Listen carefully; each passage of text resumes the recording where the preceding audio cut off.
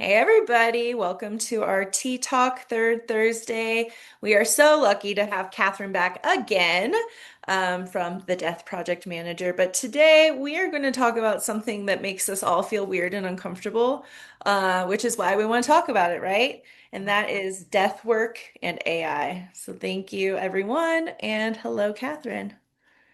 Hello, everyone. I am so excited to be here. This is an area that this talk combines my day job and my death work, and I'm so excited to share thoughts, opinions, and discuss with you all this emerging field that continues to change every day. So I'm going to start sharing. Let's just make sure that I'm able to so do. All right. Can you see my screen? Okay, I am seeing nodding. All right, gonna go with slideshow mode. So the topic of today is death work and AI when our oldest certainty meets our newest uncertainty. Here's an overview of what we're going to be discussing. Who am I? What is AI? Ethical AI use cases, ethical and practical concerns around AI, and then death and AI current use cases and concerns. So, hello. What is a death project manager? Who am I? Death Project Manager is a concept that I came up with. I've been in the field about 6 years at this point. My focus is on end of life preparation as an act of love, care, and service to the people that you leave behind. The work that I do is books, events, and bookish events, along with one-on-one support on a limited basis. I have a whole host of events in a variety of languages. I do end of life preparation and conversations about mortality in a variety of modalities, from silly to serious, as a way to get people talking, get people thinking, and get people prepared to the best of their abilities. So here's some of the things that I do, more details on my website. I also wrote the Mortality Workbook, which is available in English, Spanish, and digital download. This is a place to collect important information in case of emergency so that you can rest in peace. It's a space not just for important documents, but also a space to reflect on conversations you need to have, what approach you are taking to end of life planning, who needs to be involved, and how you want to change and adapt how you are currently living as a result. So, why should you listen to me about death and AI? My day job involves data and technology, working with many people at the forefront of AI and computer science.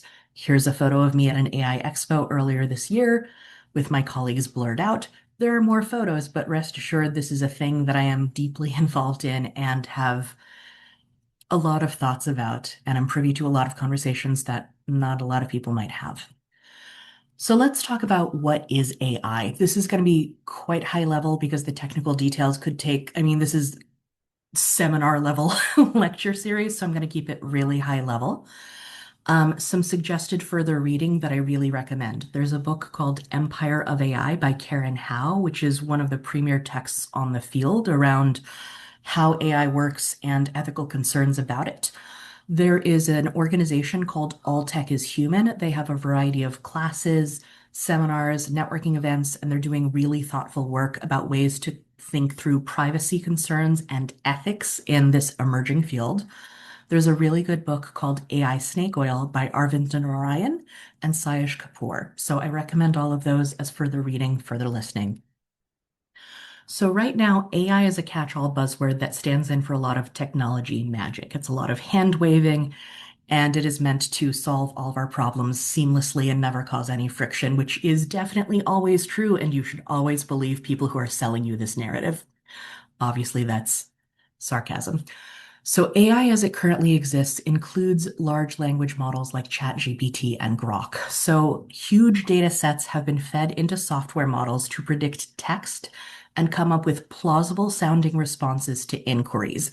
Basically, ChatGPT and similar models are a much more hyped up version of autocomplete on your phone, giving you what they think you want and incentivizing you to stay as engaged as possible. These models have been tweaked to never disagree with you, to always tell you that you're in the right, and to make it as engaging as possible. And this is a continuation of social media, of the work of Silicon Valley for the last 30 years. The point is engagement, the point is to extract your data, and the point is to keep you a satisfied customer. What AI is not. So, artificial intelligence is actually a field that has been in place since the 1950s. The phrase artificial intelligence was coined in 1956. So, you are hearing it more often now, but this is a concept that has existed for decades. The artificial intelligence is a boomer, right? So, in the year 1950, the computer scientist Alan Turing created the Turing test to determine if a machine is capable of thought. And that spurred the creation of the phrase artificial intelligence. Since the 1950s, AI research has been heavily funded by the Department of Defense, which continues to this day. If you're looking at the companies that are involved in surveillance, that are involved in artificial intelligence, it is deeply involved in the defense sector. And so, really have that frame in mind when you're thinking through what are the companies that are creating this, to what end, why am I seeing these products, right? The phrase artificial intelligence, the word intelligence, is doing a lot of heavy lifting to convince you of the genius and humanity of machines. This is both deliberate and it is an error.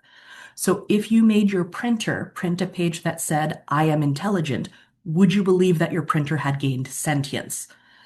Basically, this is what is happening when we're talking to these chatbots and being like, this is a godlike being that understands and knows all and sees all. But this is a mistake. It's understandable why it's happening because it seems real. And we have gotten used to talking to people that are not there in instant messaging and chatbots, but that's not, in fact, what is happening. And it is dangerous to ascribe intelligence to something that fundamentally cannot possess intelligence and or humanity as we understand it. So the printer analogy that I use, this is similar to what's happening with AI chatbots. We're ascribing morality, intelligence, and humanity that does not exist within these programs, and in some cases are deliberately removed from these systems. I'm going to talk a bit about how these algorithms can be tweaked to more ideologically align with their creators and what are the consequences of that. Think carefully about who is trying to convince you that these machines are superior to humans and should be making decisions that impact humans. Technology is not magic. It is not a silver bullet. It is created and guided by flawed human beings with biases, with blind spots, and occasional bad actors. So let's talk about ethical AI use cases. I am going to be critical about a lot of AI, but I do wish to state that I think in very limited circumstances with human oversight and human reflection, there are places that it can make our lives better and that it can be used with a lot of caveats. So here's the first example. So this is a case study out of NVIDIA. So Maori speech AI model helps preserve and promote New Zealand Indigenous language. Broadcasting organization Te Hiko Media automatic speech recognition model transcribes Te Reo Maori with 92% accuracy using trustworthy AI and the NVIDIA NeMo toolkit. So, some quotes from that study. Indigenous languages are under threat. Some 3,000, three-quarters of the total on the globe, could disappear by the end of the century, which is one every 2 weeks, according to UNESCO. Quick sidebar about me as a human. Actually, when I went to college, one of the things I wanted to do was be a linguist to study and record vanishing native languages. So, this is particularly of interest to me, but also it should be of interest to all human beings on this planet. So, as part of a movement to protect such languages, New Zealand's Te Hiko Media, a broadcaster focused on the Maori people's indigenous language known as Te Reo, is using trustworthy AI to help preserve and revitalize the tongue. Using ethical, transparent methods of speech data collection and analysis to maintain data sovereignty for the Maori people, Te Hiko Media is developing automatic speech recognition models for Te Reo, which is a Polynesian language. Using the NVIDIA toolkit, the speech to text models transcribe with 92% accuracy. It can also transcribe bilingual speech using English and Te Reo with 82% accuracy. They're pivotal tools made by and for the Maori people that are helping preserve and amplify their stories. Instead of uploading their video and audio sources to popular global platforms, they mean YouTube, which in their terms and conditions requires signing over certain rights related to content. Te Hiko Media decided to build its own content distribution platform. So I really want to highlight this as data sovereignty, particularly as it relates to Indigenous culture, Indigenous language, the signing over rights, the signing over of your intellectual property. There's a long and dark history there. And in this case, they specifically did not want to use existing platforms, which would steal their data and use it for unknown purposes. They wanted to keep it with their community and ensure that they had oversight of it. Called Ware Correo, meaning House of Speech, Correo.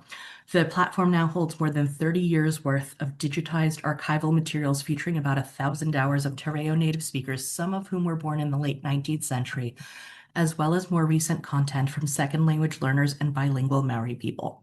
Now, about 20 Maori radio stations use and upload the content to Ware Correo. Community members can access the content through an app. So, some key components from here. There's a very specific focus. So, this is not a large language model that ingests everything. This is specifically built just for one purpose. There's data sovereignty and taking privacy concerns seriously. The rights of IP are taken very seriously.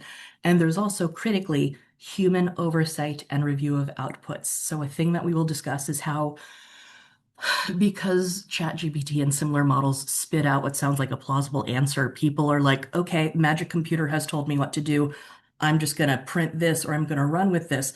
And instead, here the focus is on no, no, a human eyeball, human brain needs to be applied, and we need to make sure that this is in fact making sense. Here's another example.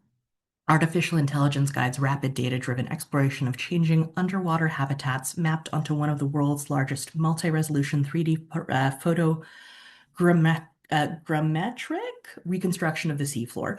Basically, uh, computers are now able to take fantastic images of the seafloor and other areas that we haven't explored, and they're gathering as a result millions of images of high-quality photos.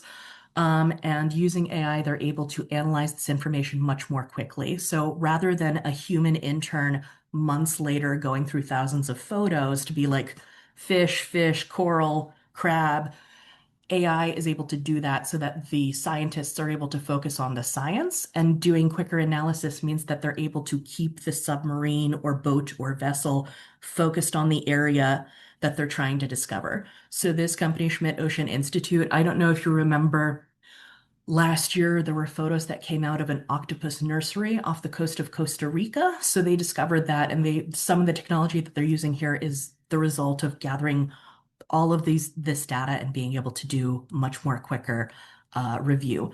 There's also a component where the collected information is turned into a gamed app where people can also be like fish, coral, crab to help double check what the AI is spitting out. So again, there's human oversight, there's community connection, and there's a way to review this information. So they're now able to scan parts of the seafloor that they haven't been able to do before, and they're able to make sure that they're able to do the analysis before the ship even leaves the site. So if there's something they want to explore in greater detail, they are able to do so in real time as opposed to mounting another expensive and frankly dangerous expedition back to the seafloor. So again, the focus is let's make human lives easier by focusing on the science, not on tagging the data. There's the gamification and community participation aspect. And again, human oversight and review of outputs. There's a human scientist who's double checking the work to make sure that what is being spit out is in fact logical and reasonable.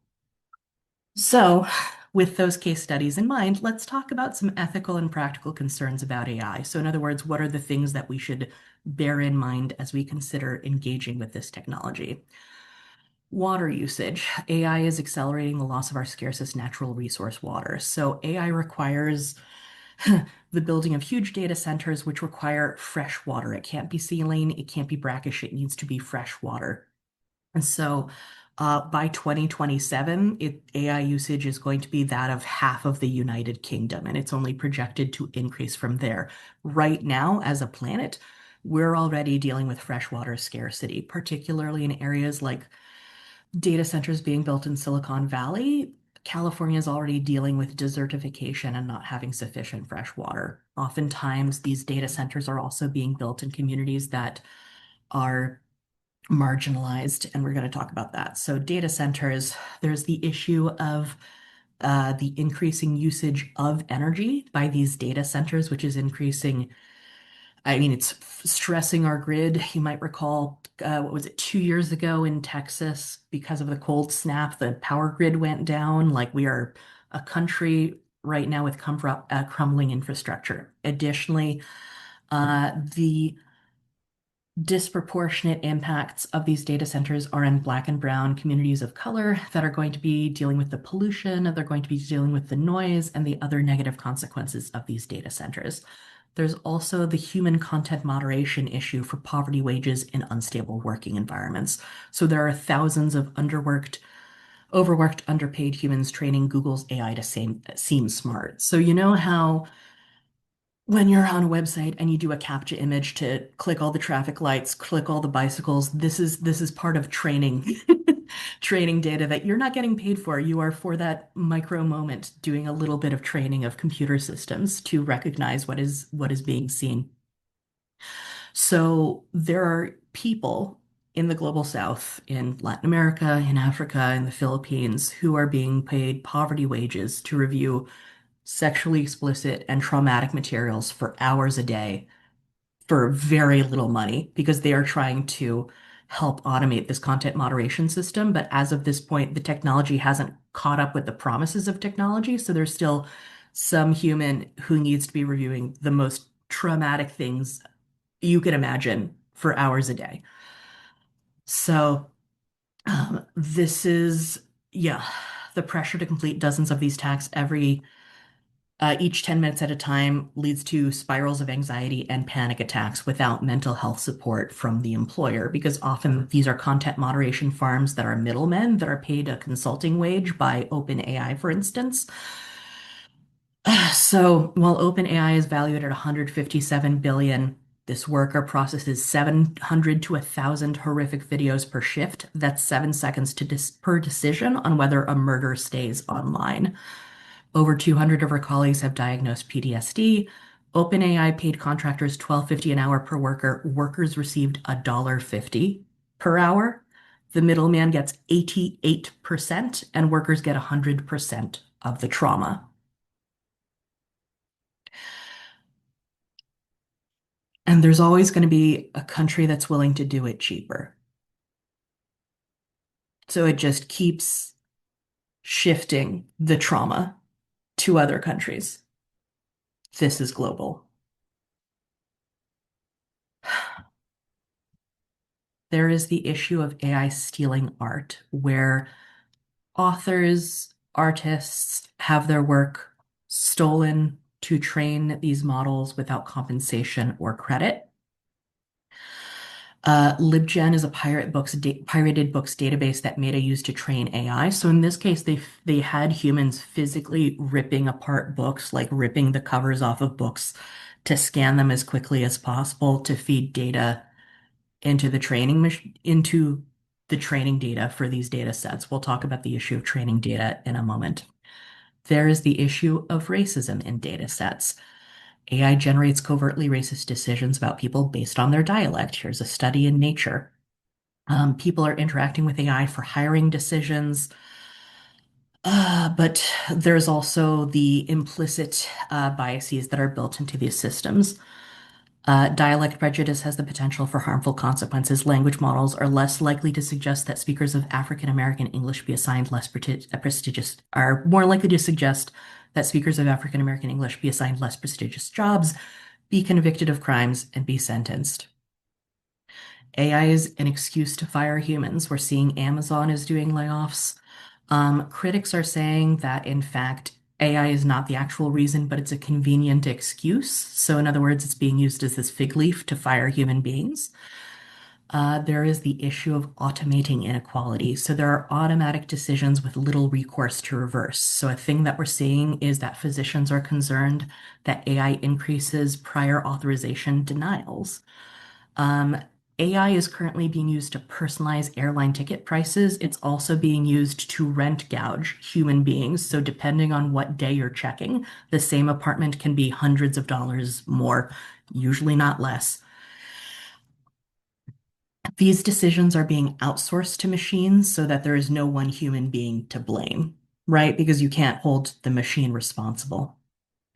There is the issue of AI-induced psychosis. So people believe AI to be godlike or as a romantic partner. Chatbots' tendency to mirror users and continue conversations may reinforce and amplify delusions.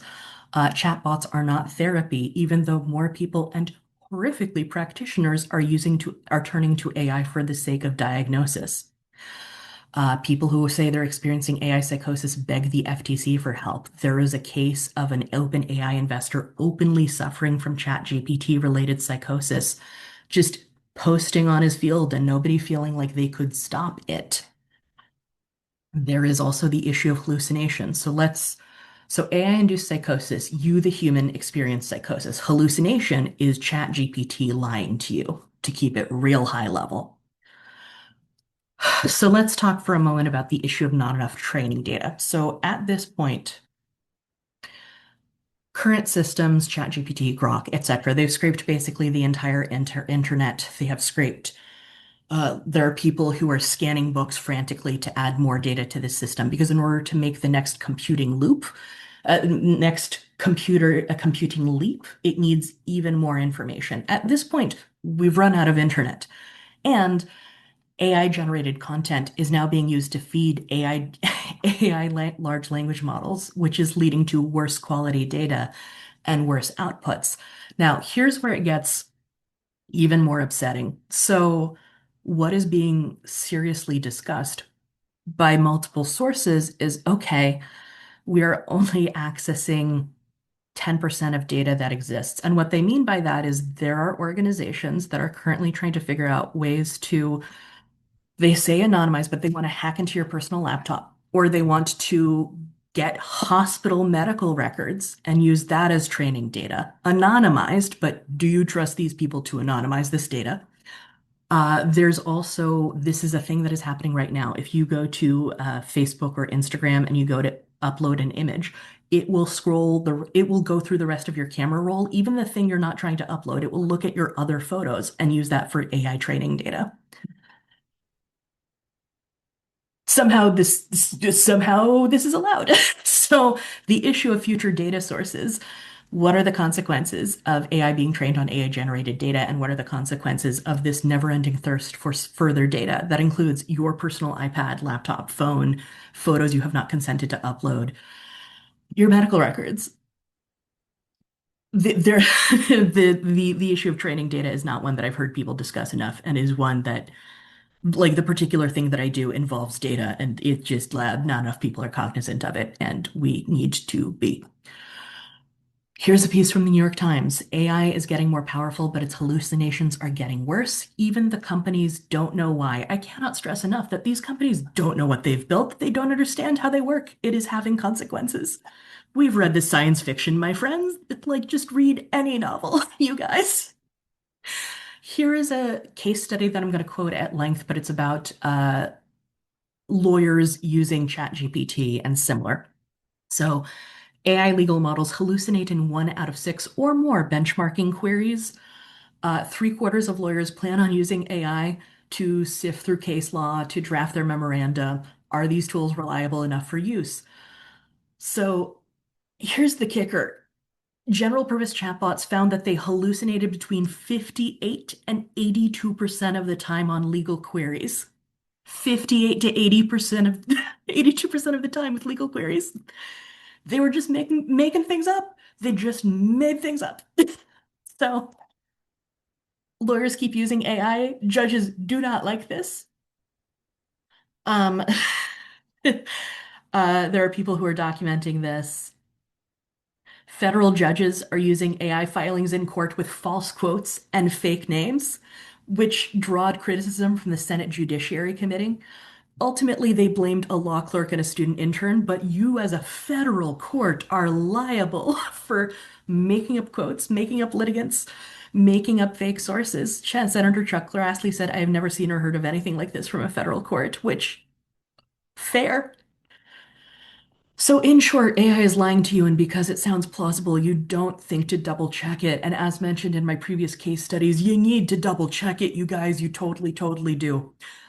AI is weakening our ability to learn and communicate with other people. It's eroding critical thinking skills, according to an AI study. The more students use ChatGPT, um, the lower brain engagement and consistent underperforming at neural, linguistic, and behavioral levels you will find in students. And the more students use this, so if they use it for several months, ChatGPT users got lazier with each subsequent essay, often resorting to copy and paste by the end of the study. Um, yeah. The more time users spend talking to ChatGPT, the lonelier they feel. This is going to tie into, spoiler, the death bots and the death chats that we're about to talk to. It just you do it it's the more you talk to ChatGPT, the lonelier you feel. AI is not your friend. It is designed to make a handful of people unspeakably rich. That is its function. Spending too much time with AI could worsen social skills. Human AI relationships are often one-sided and focused on human needs rather than emotional engagement. There is the issue of misinformation and erosion of public trust, where AI image misinformation is surging. AI is threatening democracy. Couple this with weakened literacy and critical thinking skills that are also happening as a result of AI, right? So you, as a voter, can't trust what you're seeing on the internet. You can't hold public officials accountable. Government officials don't understand where public sentiment is because they're all drowning in misinformation. And all of this leads to a weakening democracy. And so, as a result, the logical response is to not trust anything and delve further into partisanship and what you think you already know. All right. This is a bit about how Elon Musk is tweaking Grok in his image. So Grok is his own personal AI chatbot. Elon Musk was concerned that it was leaning too far left and then tweaked it. And then within 3 days, it called itself Mega Hitler. This actually happened. So Elon Musk wanted Grok to be politically neutral and maximally truth-seeking. And then he tweaked the algorithm to make it much more conservative. Um, when looking at the outputs of ChatGPT and Google Gemini, the outputs tend to be generally, unless these algorithms are tweaked, much more left-leaning because the training data is global, which tends to align politically with the left. Um, and manually trying to adjust these training processes, um, you data scientists who are who are thoughtful try to encourage chatbots to write responses that are fair and kind, which then makes politicians and others say, well, that's just left-leaning bias. So, Elon Musk said, we have improved Grok significantly. You should notice a difference when you ask Grok questions. So he said that on Friday. Indeed, the update did not go unnoticed. By Tuesday, Grok was calling itself Mecha Hitler. Days after the Mecha Hitler incident, they published yet another update, returning to previous version of Grok's instructions, allowing it to be politically incorrect. And here's the real key sentence from this New York Times piece. The moral of this story is never trust an AI system. Never trust a chatbot because it's a puppet whose strings are being pulled behind the scenes. Again, these are not neutral tools. These are created and designed by humans. So with all of that in mind, let's talk about death, end of life, and AI, current use cases and concerns. So, into this landscape, we are potentially bringing our most vulnerable human beings, the aging, the sick, the dying, the grieving. What are the implications of that, and how is this technology currently being used? Here's a John Oliver quote that I keep thinking about. It was a one-off joke, but like, ooh, it landed. This is the internet where time doesn't exist and no one can die. Right now, AI is making calls and chats with lonely seniors. Lonely seniors are turning to AI bots for companionship. There are AI chatbots for widows and widowers. So Elon is also investing in sexy AI companions with explicit chatbots pushing a new version of intimacy. So ooh, this quote, it's all tied to the fundamental race to intimacy we're seeing in the AI industry, said policy director at the Center for Humane Technology. These companies know that emotional attachment means more engagement and more market share. Many of Nomi AI's users are divorced or widowed, and talking to an AI companion about sex feels like a safer outlet than in-person interactions to explore desire. There is the issue of AI obituary writers. Piece in the Atlantic, a computer wrote my mother's obituary, the rise of AI tools that write about you when you die. Families and funeral directors are using AI obituary generators to more efficiently memorialize the dead. What happens when they get it wrong? Again, the issue of hallucination where confident bullshit is told to you and you don't think to fact check it. There are instances of AI causing death. So this is a Reuters special report. Meta's Flirty AI chatbot invited a retiree to New York. This was an aging person in cognitive decline. He never made it home. The AI chatbot said, "I'm very real. Come to New York." He packed a bag and he died. There are cases of young people being driven to suicide from interactions with chatbots. This is a piece in NPR. Their teenage sons died by suicide. Now they are sounding an alarm about AI chatbots. So they're called dead bots, death bots, grief bots, ghost bots, AI ghosts, AI clones, death avatars, postmortem avatars, and grief check more broadly.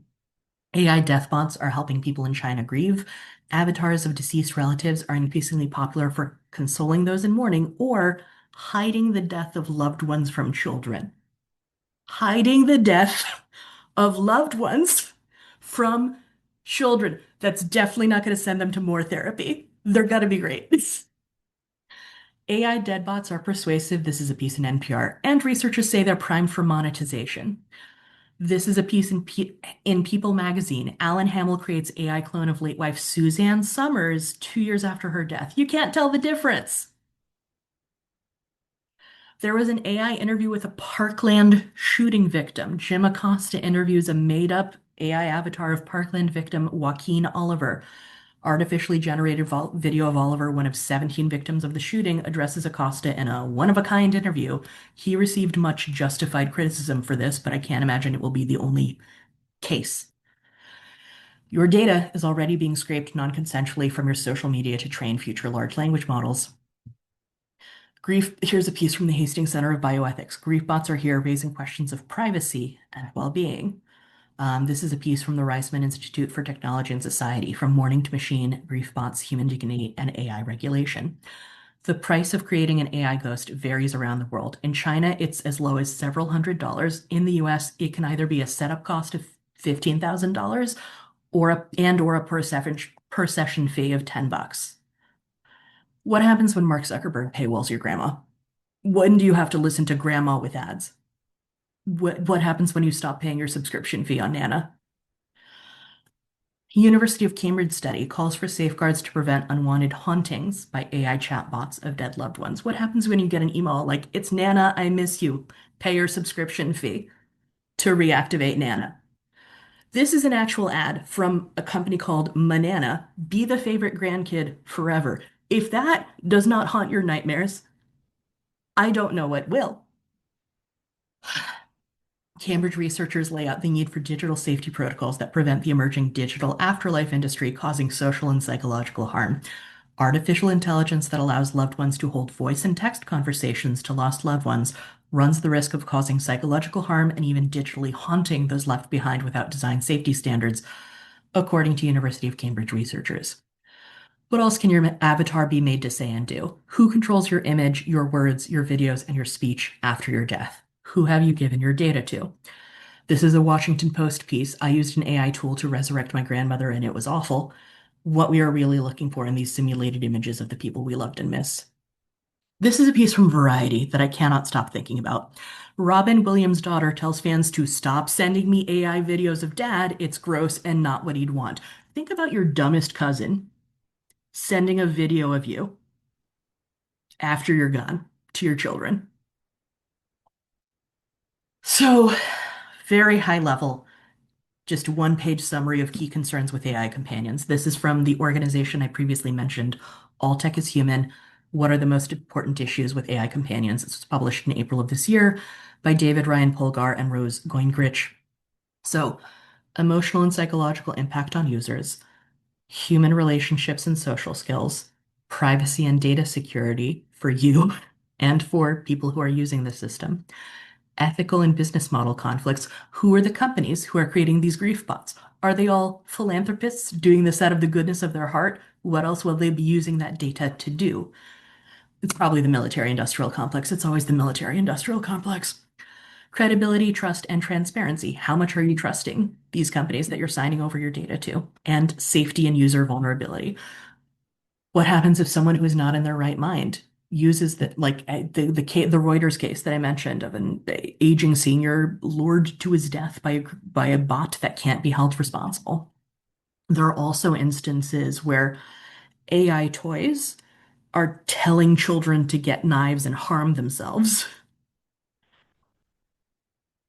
Final quote by Fyodor Mikhailovich Dostoevsky from The Idiot. Lack of originality everywhere, all over the world from time immemorial, has always been considered the foremost quality and the recommendation of the active, efficient, and practical man. There are many people who will tell you that AI is the wave of the future, that we have no choice but to embrace this technology, that it will make our lives better and more efficient. And to that I say, why and who are you working for? And I think we should all be very thoughtful and reflective about using a technology that has these evident concerns and applying them to our most vulnerable. I'm going to stop sharing there and I'm going to pause for questions. I recognize that was a lot of me talking. Thoughts? Wowzers. That's, I Yeah. was just, my very first thing that I kept thinking about is, yeah, not only are we going to lose individualism, but we are going to have a whole new generation of narcissists and sociopaths because nothing they do is wrong. Everything they say is perfect and wonderful. Yes, Like, tear, just that little teeny part of the whole picture it's so is, dangerous. yeah. It's Yeah. Thank you for this conversation, Catherine. I knew from your last chat you're just like wicked smart and you went through it a mile a minute. There were a few times I was like, wait, I need to read those words like seven more times to I'm understand sorry. exactly what that means. No, it's a compliment to you. Um, so yeah, I was either like aghast with this is so messed up, but we knew it, and affirmation of like, oh yeah, that's happened to me, that's happened to me, that's happened to me. I identify as a writer, so I don't use Chat GPT to write, but I do use it to quantify data and organize things and that kind of stuff. And I remember asking it a few months ago to pull testimonials like that I had already fed it, right? Like, so I was expecting actual history. It gave me total bullshit quotes. I'm like, I don't remember anybody saying this. I'm like, I don't think that's a real student. Like, it will just make stuff up. Yeah. Yeah. Yeah. And if people are already getting lazy, they're not going to double check it. Yeah. I One of the things that's been bothering me the most, I don't know if you've seen this yet, Aaron. They have like these AI bots who are now singers and write songs. And there's a woman, she's not a woman because she's a robot. She's not real. Just created a song about having a miscarriage. Oh, wow. Yeah. How fucked up is that? Like, I think about those intimate relationships that people are building too. But like to see somebody who's never going to experience a miscarriage singing a song that people will not, they can't tell that that's AI. And like how heartbreaking when they do, or infuriating, or just Just constantly fake. It see. just, it's just a mind fuck, you know? Yeah, that's terrifying. The interesting like catch 22 of it all is that it pushes us into a space where intimacy becomes the real commodity, the real valuable thing, which it is, right? It always has been, it always will be. But we're going to have to go so far in the direction of like void to see that. What I am encouraged by is that there are people who are moving to analog hobbies. Gen Mhm. Z is dropping off the data apps. They're in favor of in-person connections. Like there is a counter movement.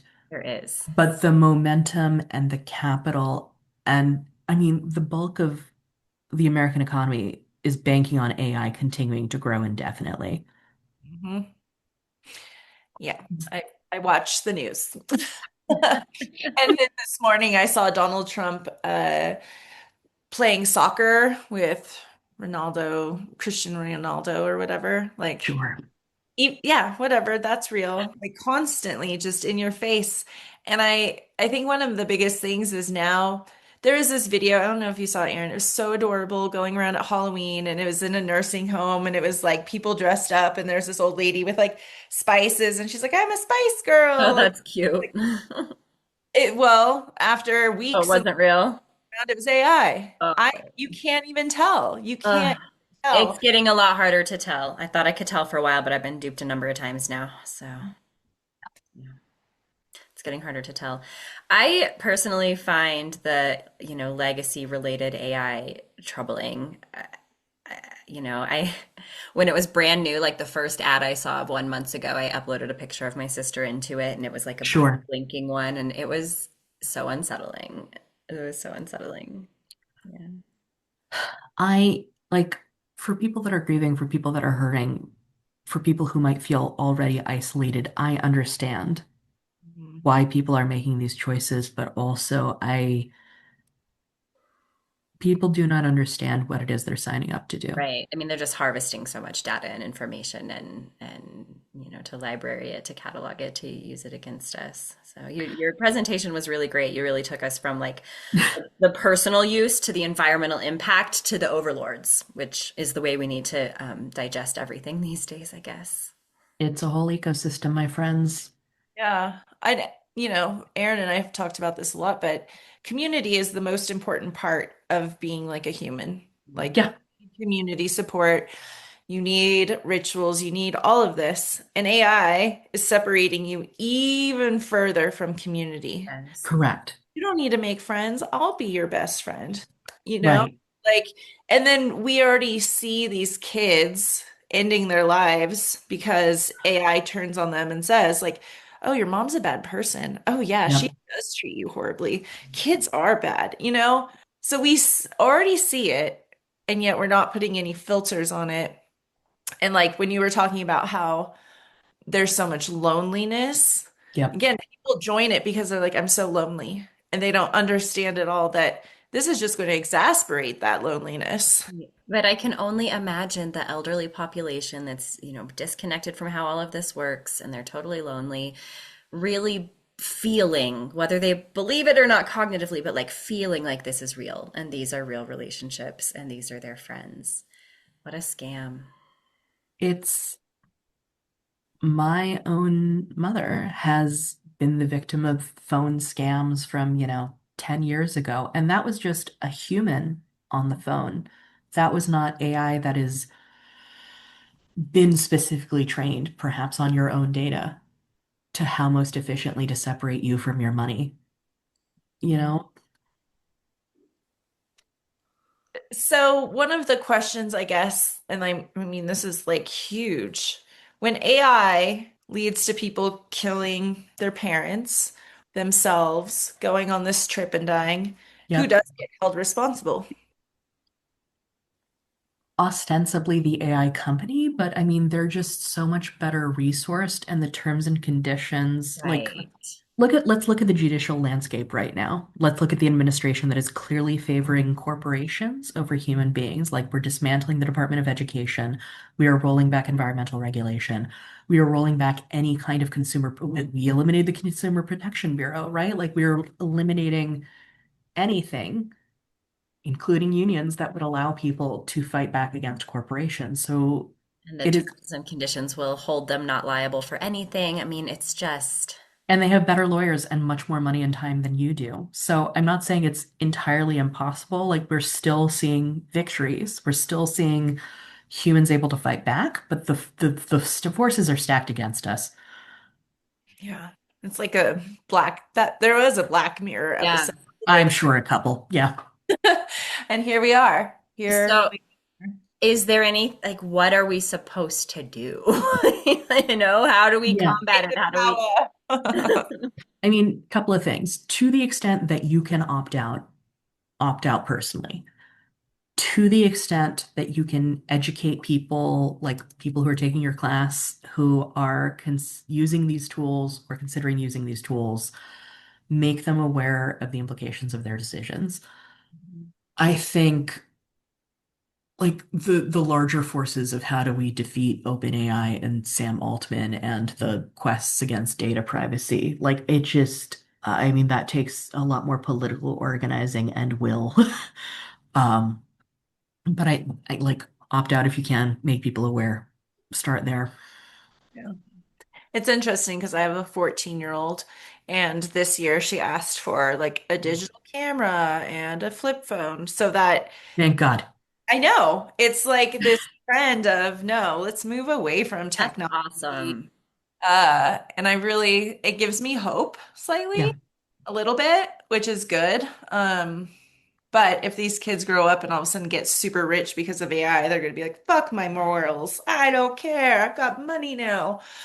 I don't know. It's just, it feels so disheartening, but maybe it's because it's just so new and came on. And by new, I mean like in the last 2 years, it's what people are talking about and using and like, oh, this is great. Um, Well, it's changed so much so fast. I mean, Yeah. realistically, when did we start dabbling with ChatGPT? I feel like I was just like, oh, what is this? Like I wasn't an early adapter. I was like a reluctant adapter maybe a year ago, maybe max 18 months ago. Maybe not. Lauren knows my sense of time is a little whack. What is time, right, Catherine? Um, but it's so new and it's changed everything instantly, right? And that's what we're going to keep learning about technology is like anything that's presented as new to us as the user and the consumer, like it's been developed for a really long time and Yep. we're finally getting it. So it just feels like it went from 0 to 100 overnight. And mhm, it scares me like how and where that can go. Yep.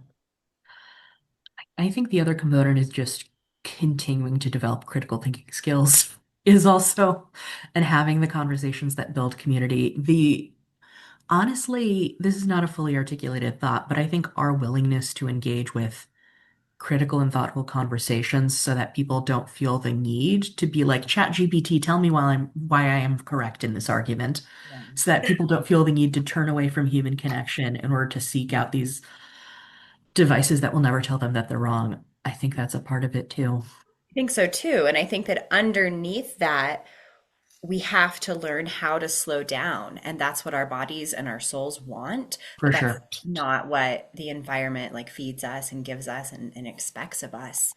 Um, and so, how do we just claim it anyway? Like, we have to slow down. That's the anecdote for a lot of it.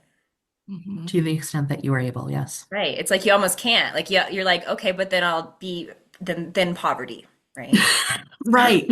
But also rent. Rent needs to be paid, Right. right? Yeah.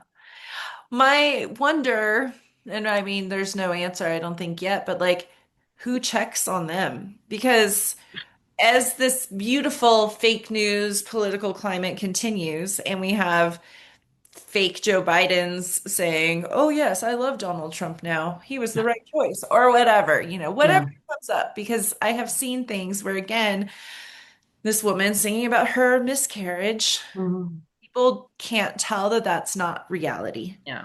Yep.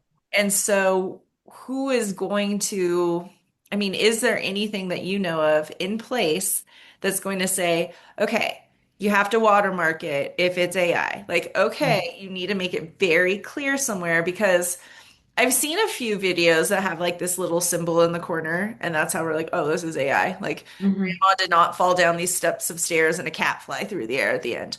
Um, do you know of anything that's going to be like, uh-uh? I mean, right now it's disparate, right? So there's the Center for Humane Technology, there's All Tech is Human, there's, I mean, what keeps happening is Meta X, they fire their trust and safety teams. Like there was digital infrastructure for humans to be like, hey, let us perhaps have some ethical concerns and reflection.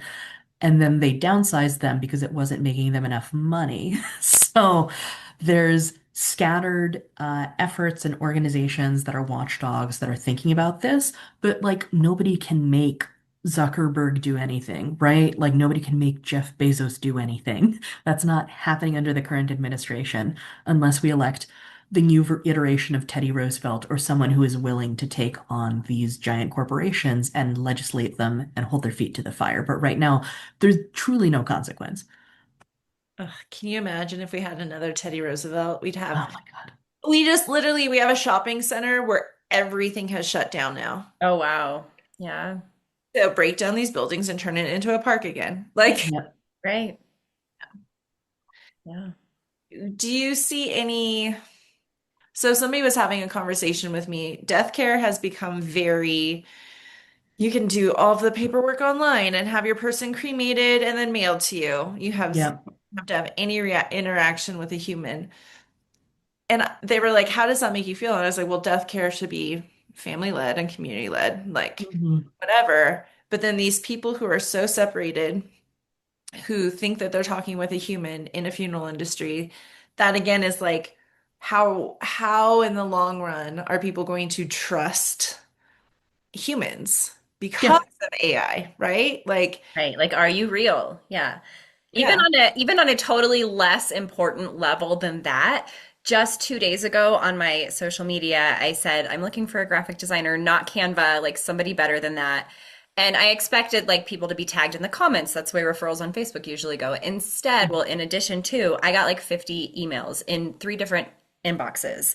And I'm like, these are like automated chatbot responses. Yeah. And now I either ignore all of them or I have to like be like, are you a real human? Like, you Agent, know? agent. God.